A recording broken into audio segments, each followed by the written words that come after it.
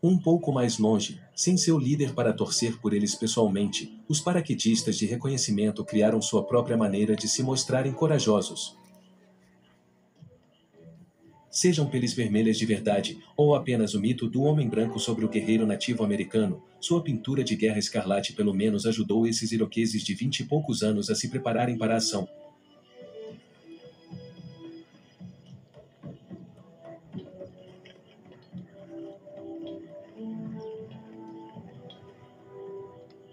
Aqueles que não têm pintura de guerra simplesmente escurecem o rosto com carvão, para ficarem menos visíveis. Além de suas armas e paraquedas, esses homens saltariam transmissores de rádio para sinalizar as zonas marcadas onde os planadores poderiam desembarcar a maioria dos soldados.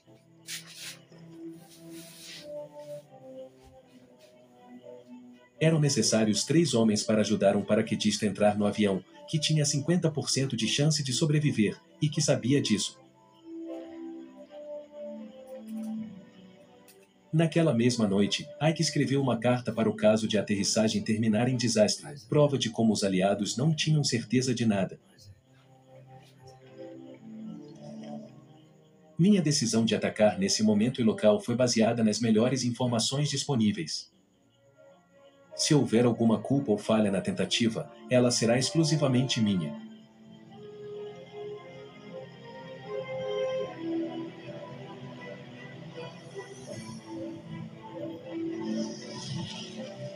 Mas, durante semanas, os aliados vinham aperfeiçoando um plano bem estabelecido.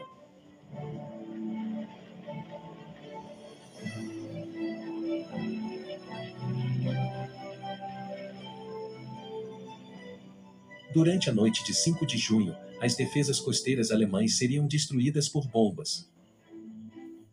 A artilharia naval começaria a disparar ao amanhecer a 70 quilômetros da costa. Os britânicos e canadenses tomariam o flanco direito da invasão. Eles foram designados para 3 praias, Sword, Juno e Gold, localizadas entre Wistreham e a Romanche. Os norte-americanos tomariam o flanco esquerdo, com as praias de Omaha e Utah. Os britânicos precisariam capturar Caen o mais rápido possível. A cidade era um importante centro de comunicação, por meio do qual os alemães podiam trazer reforços. Também se abria para terrenos planos, o que permitiria que as divisões blindadas aliadas progredissem e os aviões pousassem em aeródromos temporários. Os estadunidenses teriam que se deslocar até Cherbourg, que planejavam capturar em uma semana, para que centenas de milhares de outros homens pudessem desembarcar com todo o material necessário para o próximo estágio da ofensiva. Em 6 de junho, a partir das 3 horas e 15 minutos da manhã, os aviões aliados começaram a bombardear posições alemãs em todos os setores dos desembarques.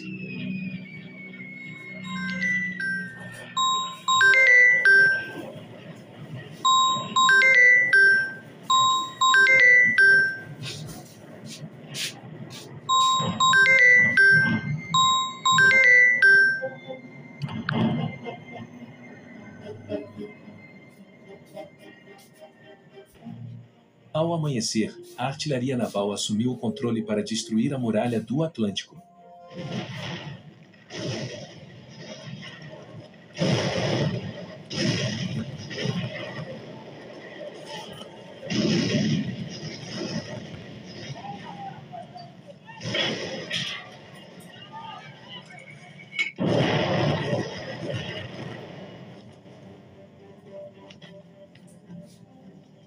A praia de Omaha, perto do Cotentin, foi o primeiro objetivo. Os estadunidenses teriam que estabelecer rapidamente uma cabeça de praia, e em seguida, juntar-se a seus colegas em Utah antes de seguirem juntos para Cherbourg.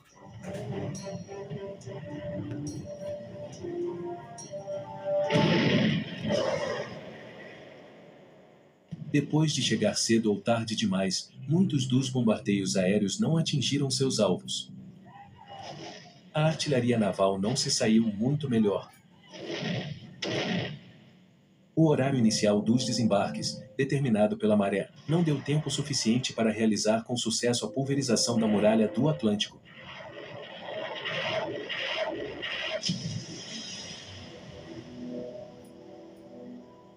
A parte principal do ataque coube aos experientes soldados da Big Red One. Mas junto com eles estava o 116º Batalhão, formado por jovens que nunca haviam estado na linha de fogo.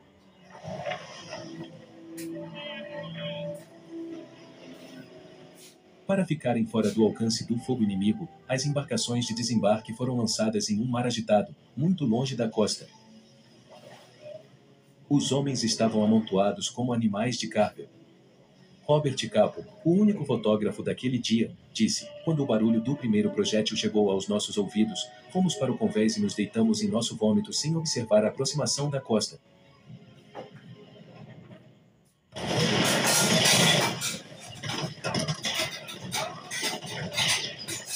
Mal chegaram à praia, os homens foram recebidos por uma defesa alemã quase intacta. Era como um tiro ao alvo.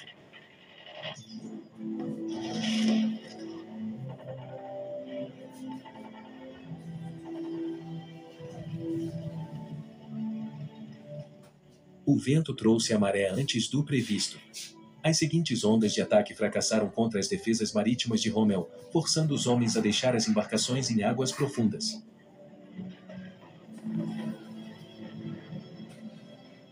Impossibilitados de avançar, eles se agruparam no centro da praia, reduzidos a enviar a mesma mensagem assustadoramente precisa, fixados no local pela artilharia inimiga, mais parecido com crucificados, como mostram essas poucas fotos restantes do capa.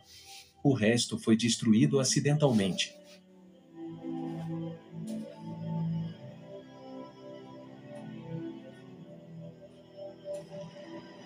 Fortes correntes desviaram as embarcações de desembarque do curso. Os homens afogavam com o peso de seus equipamentos, os arrastando para baixo. O mar ficou vermelho e a praia de Omaha mais tarde seria chamada de Bloody Omaha.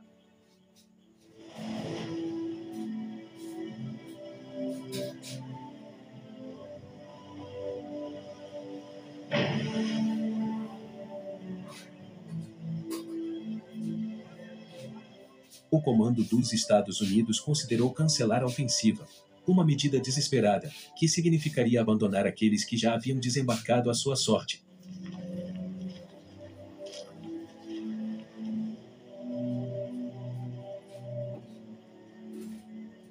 Já havia centenas de mortos e feridos. O sacrifício deles teria sido em vão. Interromper a operação abriria uma enorme brecha na frente aliada, justamente quando a gigantesca máquina de guerra estava a todo vapor.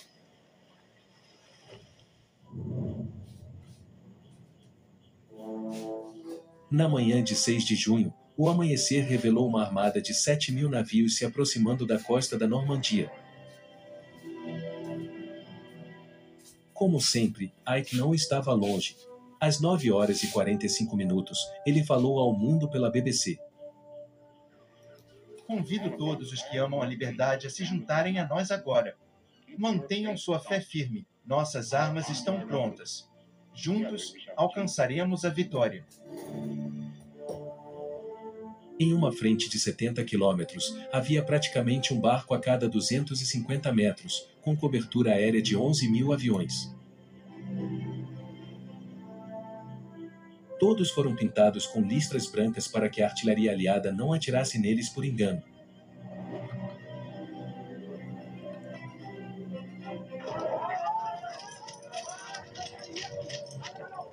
Felizmente, nem todos os setores ao longo da costa se assemelhavam a Omaha, especialmente porque os alemães foram enganados pela desinformação dos aliados, e ainda acreditavam que o ataque principal ocorreria na região de Calais, e estavam tendo problemas para se reagrupar.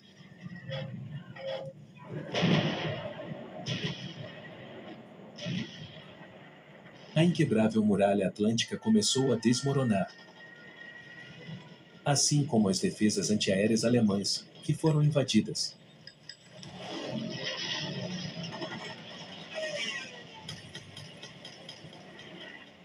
A aviação aliada realizou 10.000 voos sem erros naquele dia.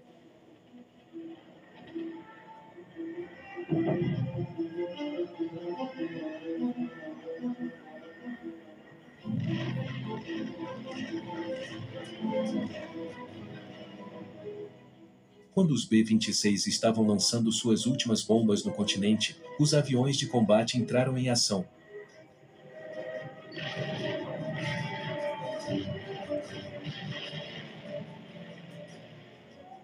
Não apenas as defesas costeiras foram visadas, mas também os campos de aviação, a fim de manter o que restava dos aviões inimigos em terra.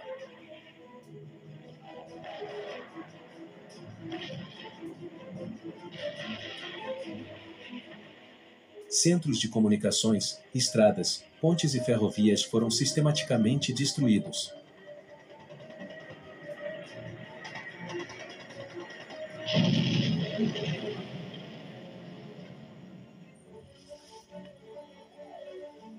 A resistência francesa, depois de concluir suas missões de inteligência e sabotagem, passou a atacar em uma tentativa de impedir que os alemães trouxessem reforços para a frente.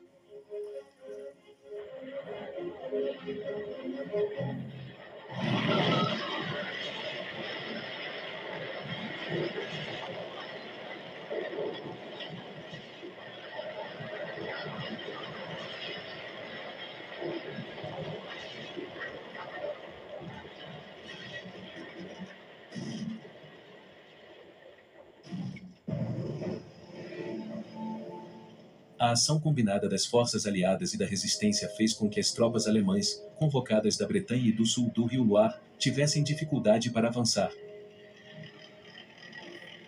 Rommel, que desde o início queria posicionar seus homens perto das praias para conter uma invasão, provou estar certo.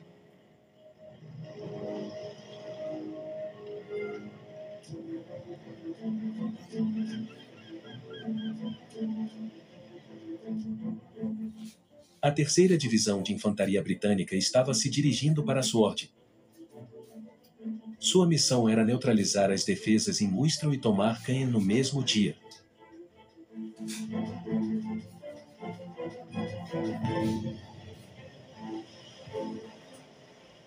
Esta unidade, os escoceses do 45º Comando dos Fuzileiros Navais Reais, foi filmada pelo compatriota Sargento Ian Grant, no desembarque em Mustral.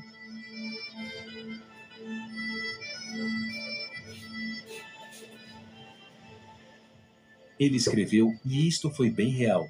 Filmei a frota gigantesca da melhor maneira que pude, pois estava mais ou menos ao nível do mar.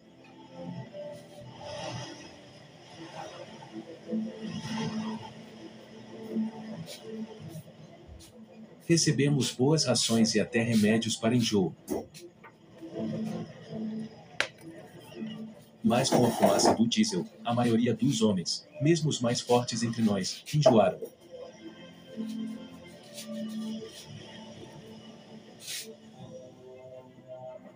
O céu estava cheio de aviões. Alguns deles foram instruídos a voar em baixa altitude, para que pudéssemos ser informados pelo alto-falante sobre os tipos específicos e diferenciá-los dos inimigos.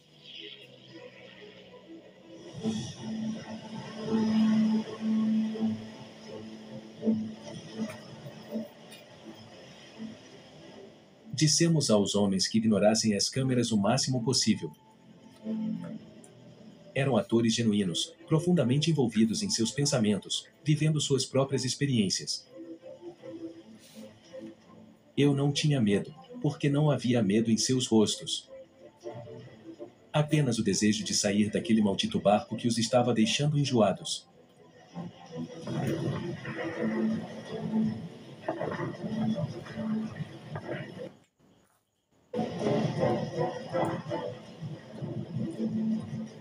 Quanto mais nos aproximávamos da praia, mais ensurdecedor ficava o barulho. Na pressa, uma rampa quebrou. Todos convergiram para a passarela restante. Só era preciso descer da melhor maneira possível, com o peso da mochila puxando para baixo.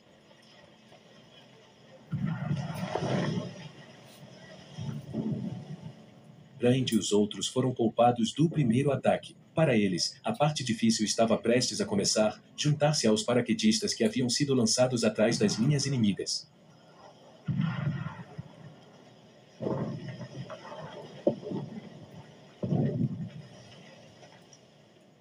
Outro cinegrafista já estava em Sword Beach. O mais novo deles, o Sargento O'Neill, chegou 45 minutos antes de Grant. Foi ele quem filmou os últimos momentos da batalha.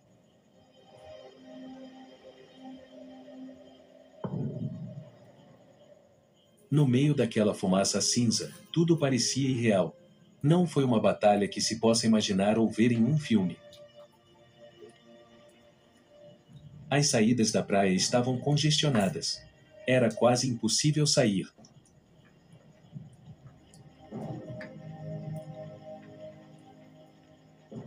Segui um pelotão de infantaria, que estava tentando sair de lá.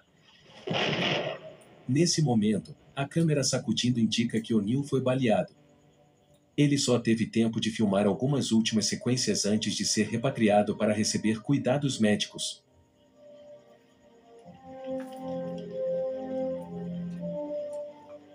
Adeus, Sargento O'Neill, e parabéns aos seus companheiros, que capturaram Sword naquele dia ao custo de 600 mortos e feridos.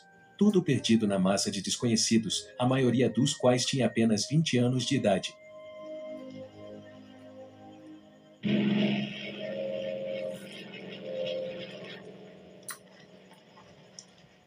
Os alemães feitos prisioneiros foram reunidos nas praias.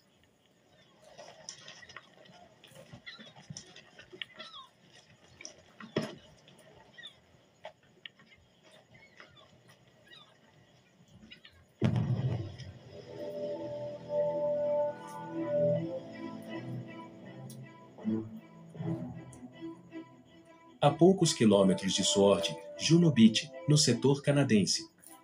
Sua missão é tomar o aeroporto de Carapiquet.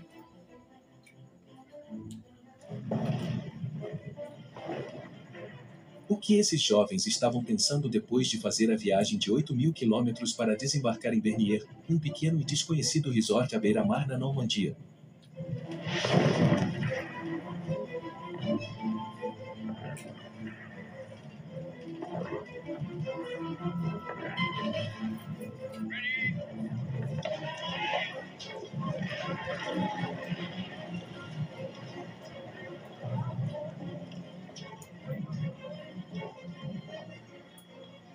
Esta é a filmagem da primeira vaga de ataque, a única a ser filmada durante os desembarques, mas por uma câmera automática fixada na quilha. Ainda assim, mesmo o olho frio de uma câmera mecânica não pode deixar de capturar um simples gesto humano.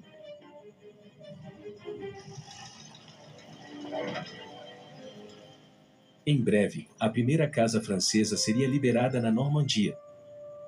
Isso custaria a vida de 100 homens, que o cinegrafista aliado foi convidado a não filmar.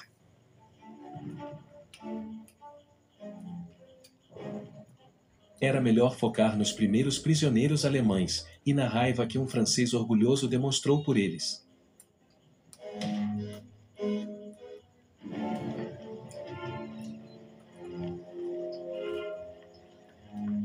A rendição alemã não mascarou as dificuldades enfrentadas pelos homens em Juno Beach, onde um mar agitado estava causando problemas para o desembarque da segunda onda de assalto.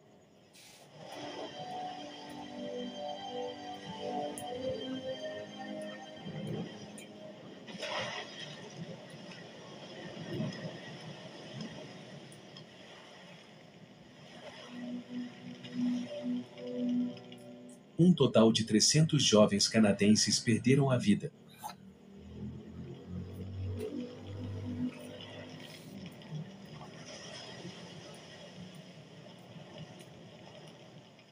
O sacrifício não foi em vão. Com a cabeça de ponte estabelecida, seus colegas sobreviventes começaram a avançar para o interior em direção à calma. E já a primeira recompensa, na forma dessas jovens francesas, encantadas em ver seu país libertado por esses homens, muitos dos quais falavam francês, embora com um sotaque engraçado.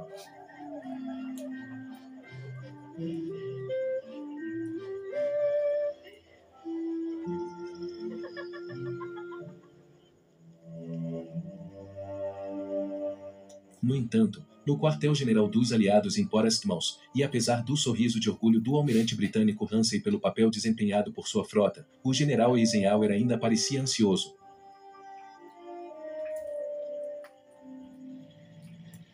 Desde o amanhecer, ele vinha recebendo mensagem após mensagem, algumas alarmantes, como as de Omaha, outras encorajadoras, como as de Utah ou do setor britânico. Pela expressão no rosto de Ike, dá para perceber que a batalha ainda não foi vencida.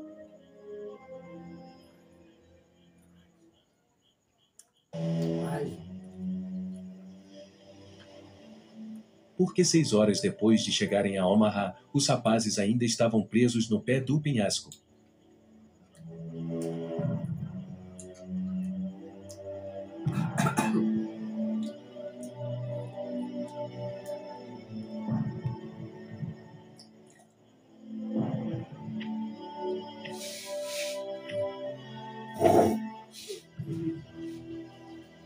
Os norte-americanos sempre fazem o melhor para seus homens, independentemente do apoio extra necessário. Até mesmo as primeiras ondas de ataque foram acompanhadas por um corpo médico experiente, pronto para cuidar imediatamente dos feridos, inclusive do inimigo.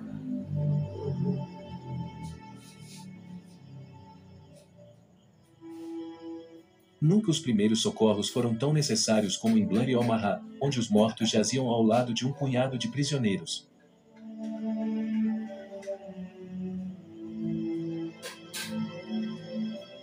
3.000 estadunidenses perderam suas vidas na mais mortal das 5 praias usadas para o desembarque. E todavia, no final do dia, com o sol a brilhar e depois que as primeiras vagas conseguiram estabelecer cabeças de praia e avançar para o interior, mais tropas começaram a chegar a Omaha. Por fim, foi possível dizer que os desembarques foram um sucesso. Agora era a vez da próxima batalha pela Normandia e pela França.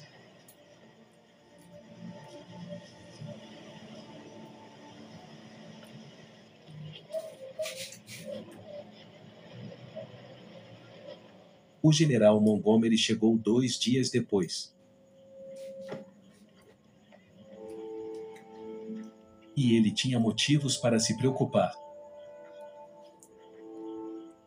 Sempre querendo ter uma vantagem esmagadora antes de agir, ele atrasou o envio de suas divisões blindadas e foi incapaz de tomar Canyon, como deveria ter feito no primeiro dia.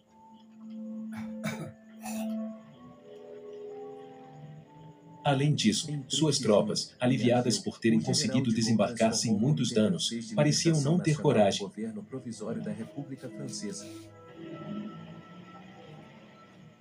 O cinegrafista deles incorporou isso de certa forma, andando por aí filmando esses primeiros franceses engraçados, convidados a posar para a causa. E estes parecem mais do que felizes em atender.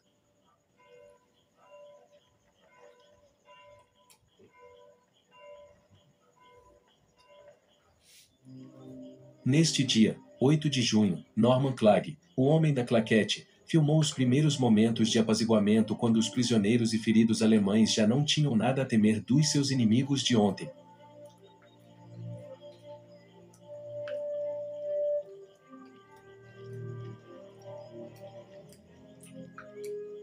Cinco dias depois, Clagg seria morto por fogo alemão.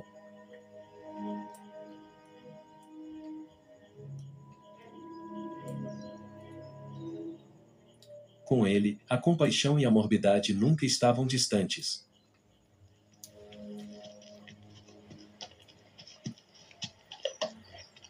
Mas esta filmagem também ilustra como os britânicos relaxaram no dia seguinte ao dia D, um relaxamento o qual os alemães aproveitariam ao máximo.